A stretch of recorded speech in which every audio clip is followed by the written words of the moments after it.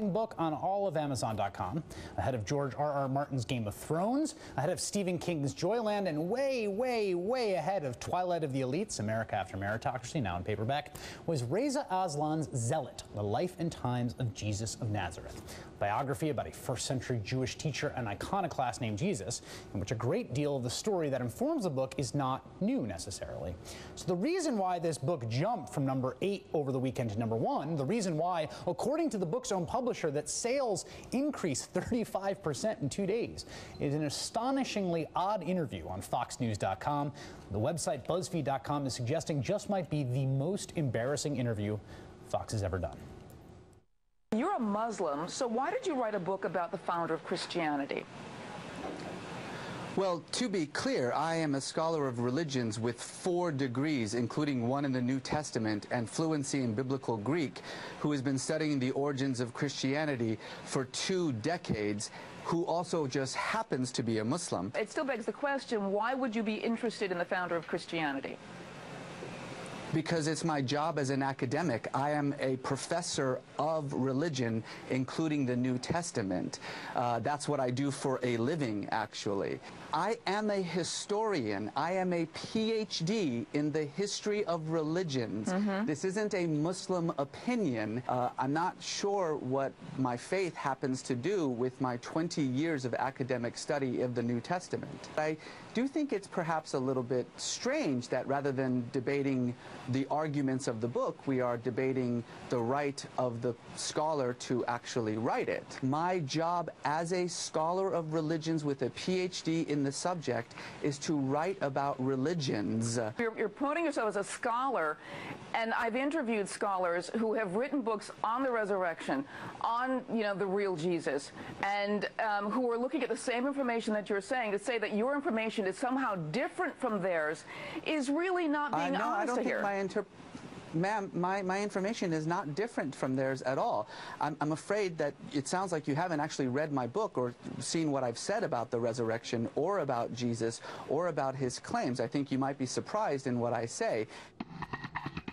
Joining me now is religious scholar Reza Aslan, author of the book Zealot, The Life and Times of Jesus of Nazareth. He's also an adjunct senior fellow at the Council on Foreign Relations. Well, this is the hilarious thing is that this has now been sucked up in the kind of like viral whirlwind, and now you're actually benefiting from the whole thing because the book is out everywhere and everyone's seen the interview. So in some ways, right, probably the best and most important interview you did in the entire publicity tour for this book.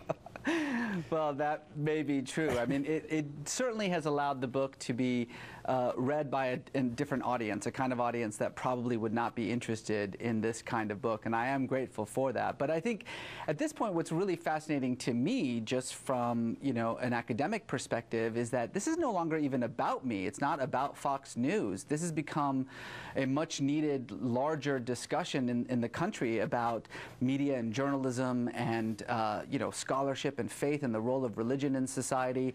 I mean, as a writer, as a thinker, I'm just absolutely thrilled that something that I thought would just be a small interview has launched this public discussion in this country. I'm really happy about that. Reza, let me ask you about your personal trajectory. I listened to the interview you did with Terry Gross of Fresh Air, and I was fascinated. You and I have had you on the show a bunch. You and I have met. I did not know the backstory of the fact that you were raised in a basically non-practicing Muslim household. You then converted to Christianity at a young age as a young immigrant who'd been in the country for quite a few years as a kid, and then sort of moved away from Christianity and ended up later finding Islam as your faith. And how did that trajectory, because I think that is an interesting, important part of this story, right? How did that end up informing the work produced in this book? That's actually a really good question, Chris, because I feel as though I have this unique perspective in talking about the historical Jesus, both because I saw it from the inside, as a worshiper of Christ, as someone who believed that Jesus was God incarnate, and then again from somebody who was perhaps not burdened by those kinds of doctrinal issues, the sort of the baggage of dogma, and it allowed me to look at Jesus with a fresh set of eyes, but to still, nevertheless, understand the importance that this man plays in the lives of billions of people. And I've said this before, but I just want to say it again. I have nothing but compassion for Lauren Green. I totally get where she is coming from.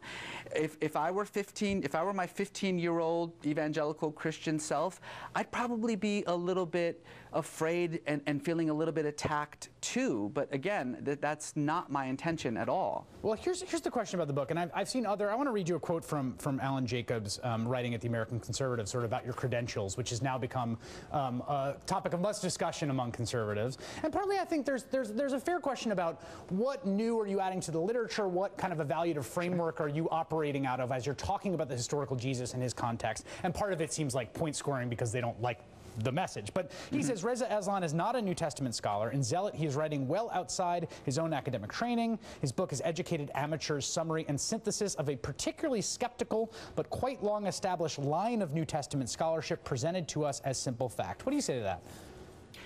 Well, I mean, I think the opinion about the scholarship is perfectly fine. That's a good opinion. I actually cite all the scholars who disagree with every single point that I make in the book, and I cite all the scholars who agree with me. I mean, it turns out that people have been writing about Jesus for a very, very long time. And so, you know, I'm immersed in that studies. But to the credentials part, and I really hate doing this because there is nothing more annoying than somebody having to talk about his credentials, but all right, here we go again. My bachelor's from Santa Clara University is in Scripture and Tradition, which is fancy talk for New Testament. I have fluency in Biblical Greek. My Master of Theological Studies is in the History of Religions from Harvard. My PhD coursework was all done in History of Religions. My dissertation, which was about jihadism as a social movement, was given to the Department of Sociology, and my degree is in the Sociology of Religion, but I am an expert in the History of Religions. And please, God, please let me never have to say those things again. All right, I will not make you say that again. I want you to stick around because there is a disturbing new chapter to the Anthony Weiner scandal that does not involve photos or text messages. When we come back, we'll talk about the sudden barrage of attacks on Weiner's wife and the cultural fear behind them.